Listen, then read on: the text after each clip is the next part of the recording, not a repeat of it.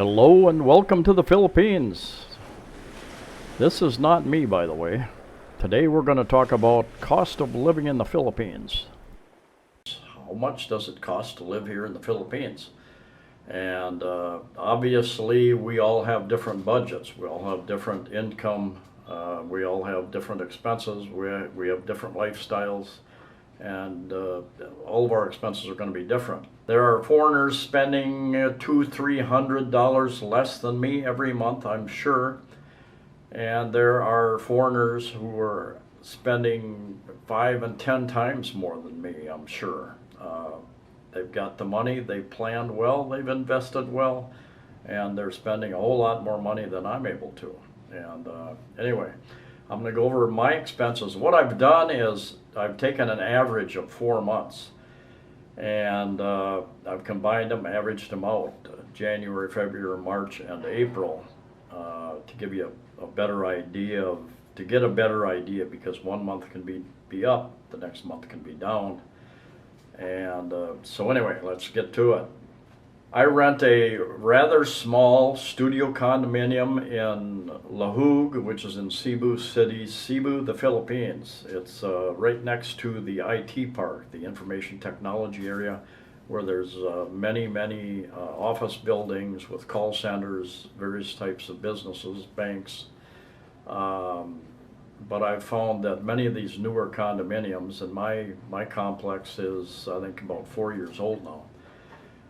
The price ranges for this type of condominium for a studio run in that 14, 15, 16, even up to 20,000 pesos a month, depending upon location. Location.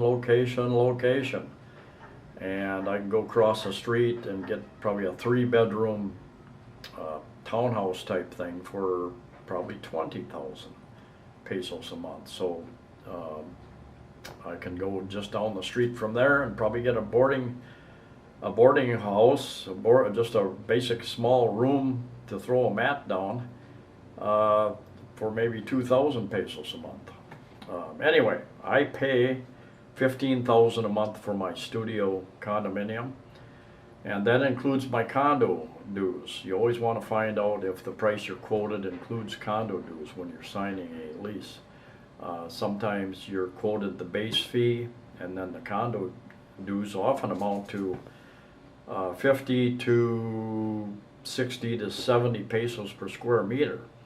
I've seen them as high as 100 pesos per square meter, but that's really not very common. Number 2, my utilities, my electric and water. Because of my location, again, I'm getting less sun. I get the morning sun, and I get my walls heat up a little bit. I've created my own sunscreen, so I get less sun on my walls, so they don't heat up as bad as the first condo I lived in. And that has helped decrease probably cut my electric bill in half. And I have had extraordinarily low electric bills. Our rainy season lasted longer, so we had more clouds than normal up until last month. And I am averaging 1,050 pesos per month, or about $22. And in my conversion factor, I'm using 49 pesos to the dollar, to the US dollar. And it's bouncing back and forth between 49.5 and 50 plus pesos per to the dollar right now. And that also includes my electric and water bill. That also includes a very small, I think my water bill is 100 and some pesos, and that includes a certain amount of usage, and I never even get close to the usage amount that they give you for that small base amount. My food, my next largest expense every month generally is my food, and I'm averaging 10,682 pesos per month for my food each month. That is the groceries that I purchase, and I bring the food in, I cook it myself, or about 218 US dollars. Eating out, I spend about 2,744 pesos a month, and that's about $56. So my food each month is averages about 274 US dollars. Stuff. Stuff includes everything that doesn't fit under any other category. It might be a nail, a screw, it might be glue, it might be an appliance, a repair part for an appliance.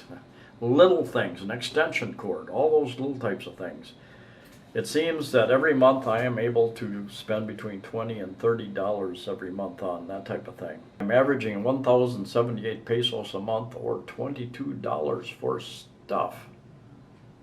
The next category is travel, and I took a couple weeks ago, I took a trip to Camotes Island. So I had taxi fare to the ferry terminal, I had the ferries over and back, I had a motorbike taxi back to my home when I got back.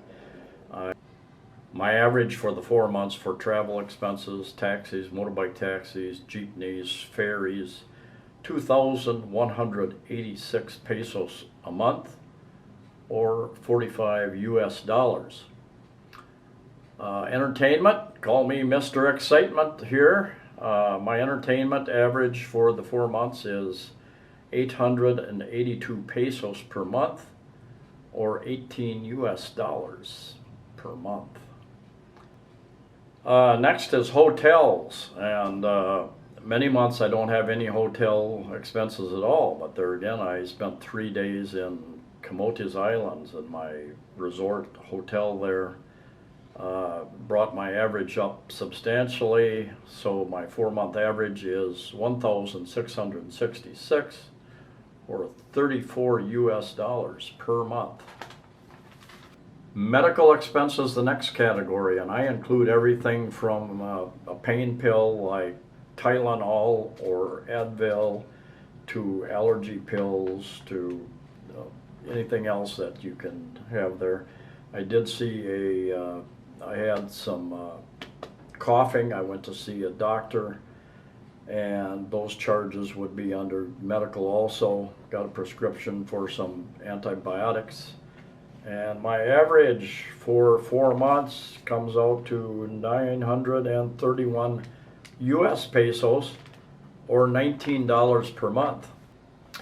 The next category is vitamins, everything that would fit under that. Nutritional supplements. I don't take vitamins and mineral supplements anymore. I try to get my nutrition from food, healthy food hopefully, and I do buy probiotics to help keep my gut bacteria in good shape, and I buy turmeric powder, ginger powder, and a couple Indian gooseberry. I can't find the powder here, so I buy the juice. It's very high in vitamin C and a number of other nutrients. Anyway, 4 months, average is 861 pesos, or 18 US dollars.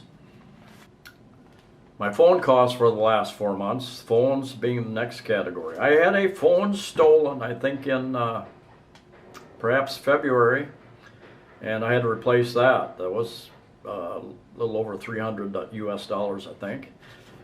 And everything that goes with the phone, the SIM cards that you need to buy, any cables, charging cables, anything else, that type of thing. My average for 3 months, 4,010 pesos per month, or 82 US dollars. There again, because I had to purchase a phone. I didn't purchase the high, I purchased a middle-priced phone. And the next category is internet, and I get my internet 2 different ways. I pay for internet Wi-Fi connection in my house through a company called PLDT, which I'm not really happy with, but that's my choice right now. I pay 1,433 pesos a month for my Wi-Fi connection here, and then I usually put data on my phone, 1 or 2 phones, and that usually I oftentimes spend 1,000 pesos a month for that, and it gives me unlimited internet for the month, but each day it limits me to 800 megabytes of the 4G speed, the LTE. And usually that's not all that fast, but it's adequate. So if I'm out and about and I can't get a Wi-Fi connection for 1,000 pesos, or about $22, I usually have some type of internet connection as I wander about the city or the country, different places. It's spotty. But anyway, so those two add up and average about 2,434 pesos a month, and or right about 50 US dollars, pretty close to 50 US dollars at 49 pesos to the US dollars. And I've got a couple other categories here that I don't have anything for 4 months. One is photography gear. I haven't had to buy anything extra for my photography, for my cameras, things like memory sticks, that type of thing. Immigration. My habit with immigration is to go down and renew my visa for 2 months at a time. So I've been there 2 times in the last 4 months. Usually cost me 2,930 pesos, I believe, each time I go down.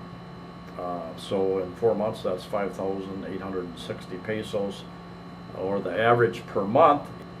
The average per month then, I believe, is 1,465 pesos, or $30 per month. And I do not include the travel back and forth. It costs me 100 to 150 pesos to go over and back each time I go over. That's included under my travel expenses.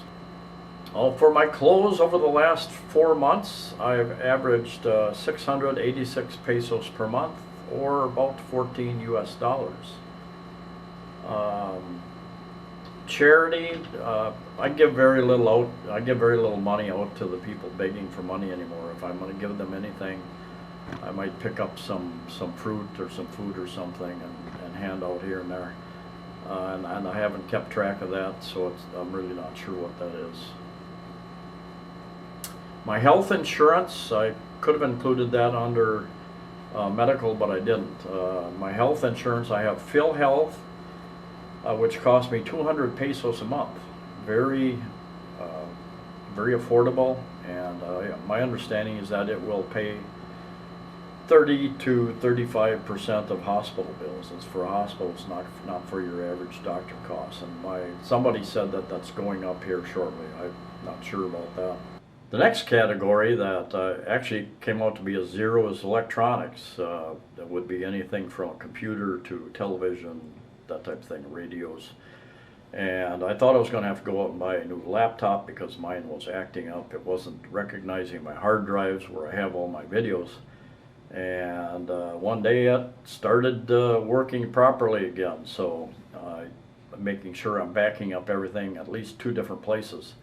And one of these days I'll probably have to go out and pick up a new computer, but not at this time, fortunately. There's one other category, actually a couple other categories that I have not included.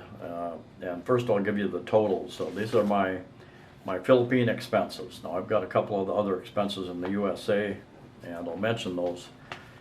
And you need to keep that in mind when you do your budgeting, or wherever you're from, Britain, Australia, Canada.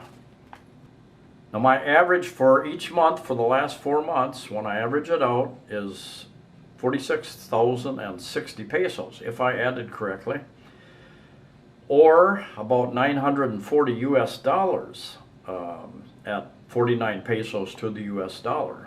And I'm using that, it's bouncing back and forth.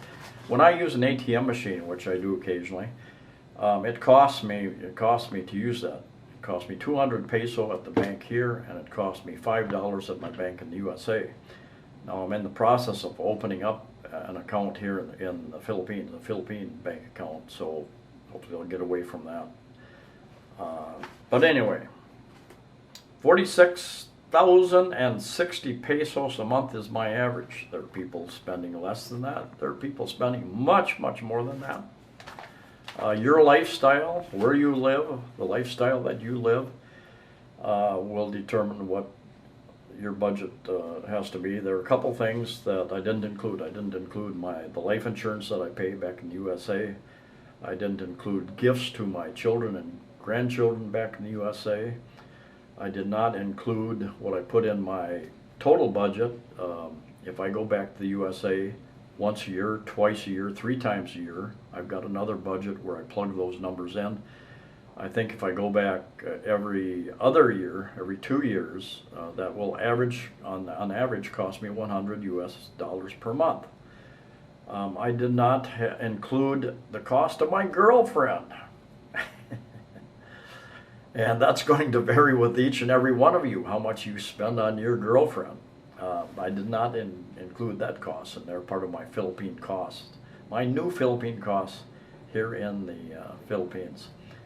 I just recommend that you stay in control of those costs. But anyway, that just gives you an idea of what it costs somebody in a middle income category, perhaps. You can live on less, you can live on a whole lot more. Thank you for coming along and watching. Please subscribe, please share, please like, and we'll see you next time.